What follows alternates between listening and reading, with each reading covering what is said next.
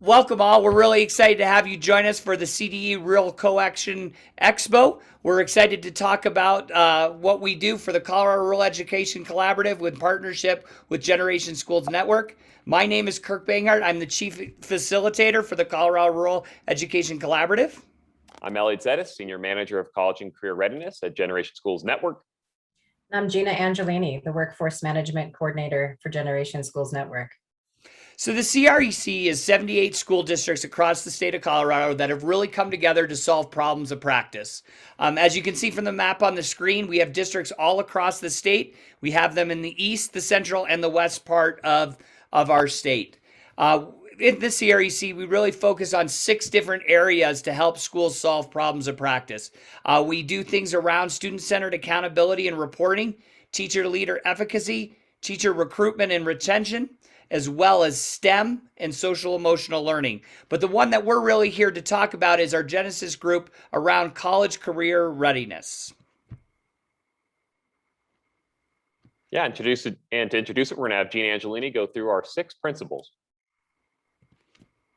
We work with 3 college and career clusters around the state, and our approach has 6 principles: accountable to community, locally driven development process and place-based, broad spectrum coherence, multi-age grades 4 through 12, multi-career.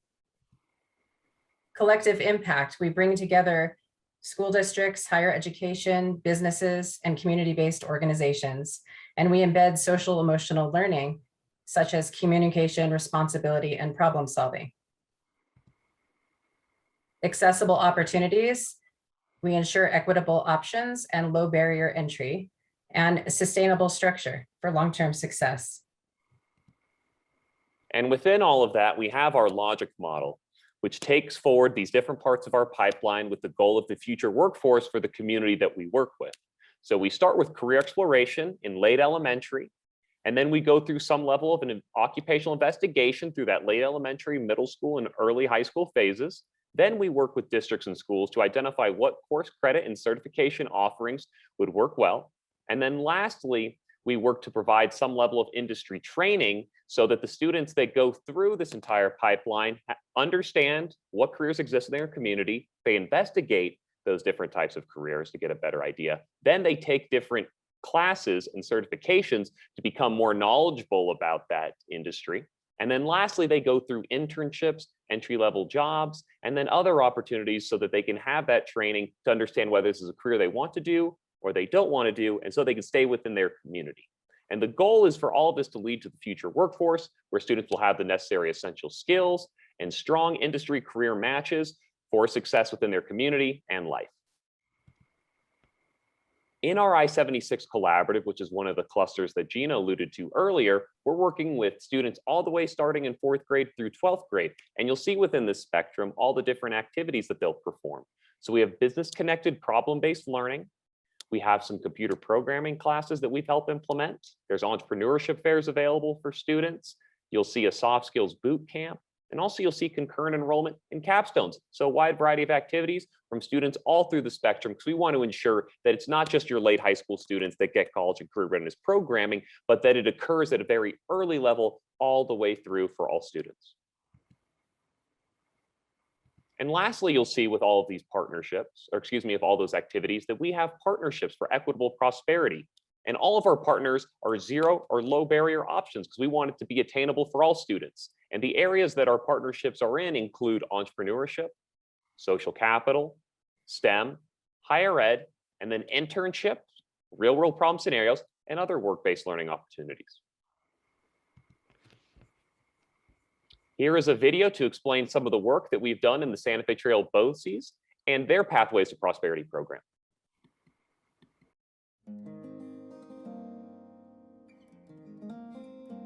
I work with Jennifer Nesselhuff and Santa Fe Trail BOCES to implement the Pathways to Prosperity program, which provides college and career readiness programming for 4th to 12th graders in 6 different districts. So Santa Fe Trail BOCES, we have 6 member districts: Wiley, Cheraw, Las Animas, La Junta, Swink, and Rocky Ford. What is the Pathway to Prosperity program? It involves internships and real-world problem scenarios, and it also honors entrepreneurship.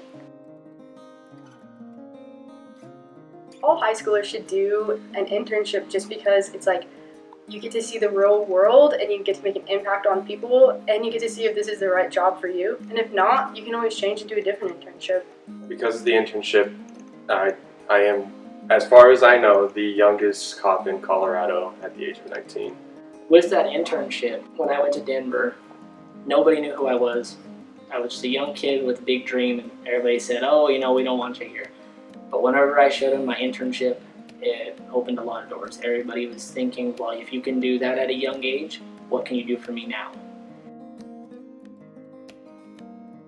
If you want to be able to try to help local students who are gems, who we want to keep, or who we want to have more time to grow, if we want that, we have to offer the opportunity to be here to do it. I think that the more exposure we can get students in the classroom in rural communities to real life experiences throughout their community lends itself to the Grow Your Own initiative. If we only think that the jobs exist outside of our tiny towns, we are participating in the brain drain. That's what we used to call it. We need to grow our own. We need to grow our own. And this is a great way of doing it. And what better way of doing it than to try to be a good role model to grow your own. That makes you a better person. Everybody in a rural community is an entrepreneur. You have to solve a problem, you're an entrepreneur because the creative juices have to begin flowing.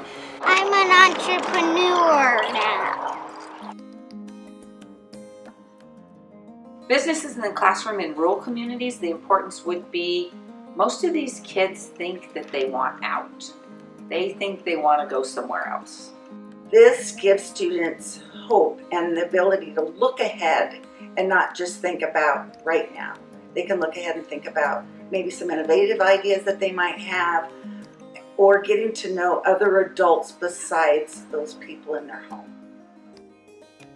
So one of the things that makes our program unique is that we also not only have the ability to help you set up activities and work with your community and your students, but we also have developed through our different pathways ways of actually displaying that information on a dashboard. And so with a partnership with Marzano's Research, we were able to combine information together in an interoperable dashboard that focuses not only on achievement, but also can do things like integrate attendance data, and then also looking at how it integrates with your post-secondary readiness skills and those softer skills or essential skills that Elliot alluded to as well.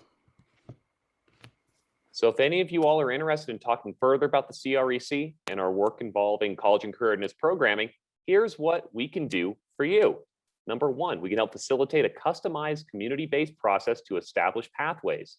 We can help co-write grants to support your work. We can also provide a community-facing dashboard for accountability and engagement. And lastly, we can bring additional local and national partners to the work with several other options below that you can read at this time. Here's a testimonial from one of our district partners, Dr. Rena Frasco, Assistant Superintendent. Being part of the I-76 Collaborative has been beneficial in multiple ways for Fort Morgan. Having accessibility and resources is helping us move forward in many ways, including developing more community partnerships with opportunities for internships for students. And so we've included a QR code if you'd like to take your smartphone, snap a picture of that, and you'll be able to see some of our other web resources of the work that we've done. And so we thank you so much for joining us today, and we look forward to working with you in the future.